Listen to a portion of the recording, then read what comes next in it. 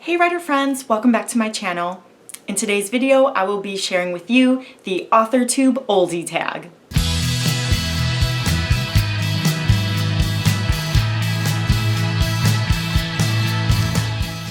If you're new here, my name is Holly. I'm a writer aspiring to be a published author.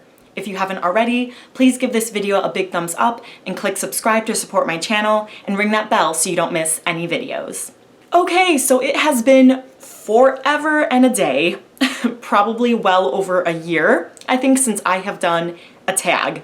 I used to do tags all the time when I first started AuthorTube, and I saw this floating around and I realized I'm coming up on my AuthorTube anniversary. So I thought it would be so fun to do this tag called the AuthorTube oldie tag. It was created by Lindsay Puckett, so I will link her original video down below. There are 10 questions in this tag, so let's jump right in. Question number 1, how long have you had your AuthorTube channel?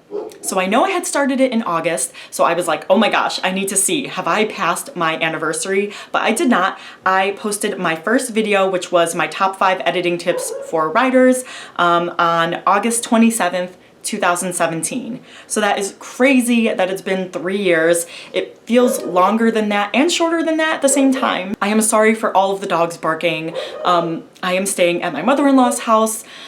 There was a fire in the adjoining townhouse where I live, and thankfully the fire did not spread to our side, but we had a lot of smoke damage. Yeah, so I have to film not in my house, and where there's lots of animals, I don't have my mic. Things are a little bit crazy and hectic right now, but I'm trying to make it work. The good thing is that everyone is safe and no one got injured, and that's the most important thing. Okay, question number 2. What aspect of writing have you improved since joining? I mean, everything. Like literally everything. I started getting back into writing about 5 years ago. In November, it will have been my 5-year anniversary since I started NaNoWriMo and first started getting serious about publishing my books. So yeah, it's been a long time. So I have learned pretty much everything. I didn't know how to write really good descriptions. My prose was weak. Character arcs were weak. I think I did somewhat of a decent job with kind of following beats, even though I didn't necessarily like plot out that very first novel with like knowing all of the beats and, you know, structure of writing a novel.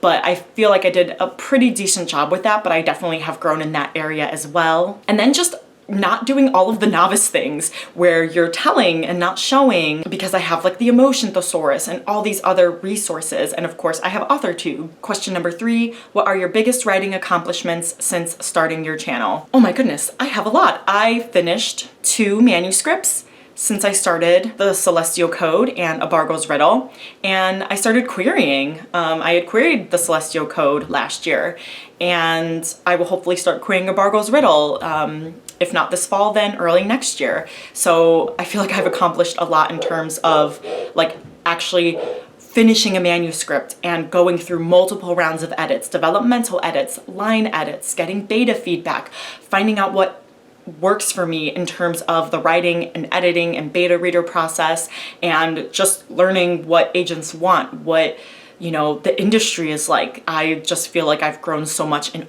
so many areas. Question number 4, has your drafting style, plotter, pantser, plancer, evolved since you began your channel? Yes, I roughly outlined my very first novel that I started before AuthorTube. That was called Ranakori Realm, which I had also loosely like queried. I'd only sent out like 15 queries before I was like, I'm gonna move on. I know I need to improve my writing. And so I did do like slight outlining, but it was very bare bones, and I was mostly flying by the seat of my pants. As time went on, I became more of a plantser, where I did plot out some things. I used the 3-act structure and the 27 beat sheet. As I went along, I kind of refined those outlining and plotting skills, and now I'm using Save the Cat. I still kind of feel like I'm more leaning towards the plantser side of the plotter realm, but with my upcoming NaNoWriMo novel, I hope to be just like a hardcore plotter where this outline is going to be so long, my Story Bible is going to be full of so much information that it's just going to be so easy to write that book. And so I'm hoping to kind of go more to the plotter side with this novel. Question number 5, if you plan to publish, has your publishing path, goals, trad, indie, hybrid changed since joining? So I have always wanted to be traditionally published, and that definitely has not changed. I always was like hesitant to go the indie or self-published route because I didn't want that control and I know I needed help. Since having to shelf The Celestial Code, that book is I'm still so passionate about. And so that is something that is like for the very far future. I would still like to be traditionally published, but if that book never gets picked up by a publisher, I would consider self-publishing that book because I have like 4 or 5 other books planned in that series and I love those characters and that world too much to say goodbye. So I would definitely consider that, but I still mainly would like to be a traditionally published author. Question number 6, what is something writing or channel related you've learned the hard way? That's a good question. I feel like the timeline of things, needing to have patience with my writing journey because I've wanted to share things on AuthorTube that I have learned that have helped me along the way and, doing vlogs showing my writing journey. But I also thought that I would be able to have videos out now about my agent and like more about my querying process because I want to have an agent first before I go into those specifics. So it's just been very hard because I know when I was so gung-ho in 2017 with trying to get published, I didn't realize how long it was going to take, so I had to learn the hard way that patience is a virtue, and that's what this industry is all about, is just being patient, because even when I do get an agent, it's still going to be a long time before my book comes out. So that's the biggest thing I've learned. Question number 7, in what ways has AuthorTube changed since you started your channel? Well, crazy, because I followed a lot of authors who were big names like Kim Chance, Kristen Martin.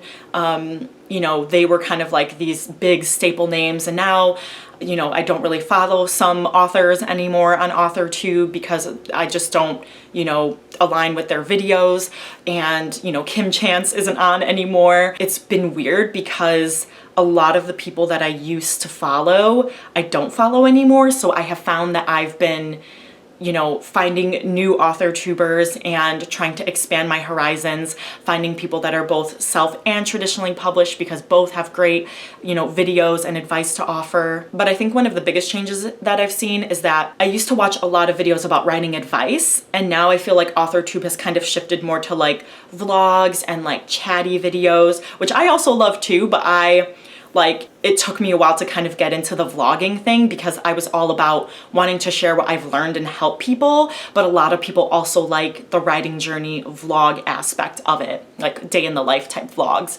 So that's something that I have seen change. And also, like I said at the beginning of this video, is there used to be a lot of tags. That's how people found each other, collabed with each other, and I found that that has died down a lot, at least in, as I've moved on, because I've been wanting to share more with people, and the tags I felt like were more about me. But I feel like this video is fun to share because it's shown how much I've grown, and I feel like tags are still good for people to get to know, the AuthorTuber and to collaborate with other people. So I think it's still something that is relevant today. Question number 8, what is something that frustrates you about AuthorTube? Not the people at all. I love the people. For me, it's wanting to come out with videos that people will want, that will be helpful, because there's sometimes I'm like, ooh, this video is gonna do so well, people are gonna love to watch this, and then it doesn't get a lot of views. And then other ones where I'm like, this one is I just threw this video together, didn't script it, whatever, and then it gets all these views, and I'm like, oh, I worked so hard on that one and it barely, got anything. So yeah, so I think that's just the frustrating thing, is I want to put out content that helps people, but I don't always feel like I'm putting out stuff that people want. So I guess it's kind of me being in my own head and then just wanting to put out my best product, so not feeling like I have the time and sometimes the energy to do that. Question number 9, what is your hope for the future of AuthorTube? I hope that it keeps growing. It has expanded like my writer life so much. I've met so many people and made so many friends, and I have learned so much both in the writer life and the non-writer life, because like I've connected with, you know, POC authors, I've connected with LGBTQ authors, I've connected with people from different backgrounds, and, you know, hybrid authors, indie authors, traditionally published authors. And so I really feel grateful for like being able to expand my horizons with AuthorTube. So I just hope that we can keep flourishing as a very supportive and connected community. And lastly, question number 10, share some oldie wisdom for newbie AuthorTubers. So I would say don't give up. You're gonna feel awkward. You can go back and watch that very first video. I was very staccato and very nervous. I remember I did so many takes over again because I was just so nervous and I wanted things to be perfect. But that's not what people want. They want it to be raw and real, but also like helpful and fun too. So that's kind of what I try to have. But so just have fun with it. Don't worry about the numbers, because that will get you stuck in your head. When I was trying to reach 1K, that was when I was like the most unhappy, because I was just frustrated with my lack of growth. But I realized the numbers don't matter. It's the people I'm connecting with and me feeling like I'm putting out valuable content, and the right people will find that. All right, you guys, that's it for this video. Please let me know in the comments down below how long you've been on AuthorTube, or how long you've been watching AuthorTube. Thanks so much for watching, and I'll see you guys next time. Bye.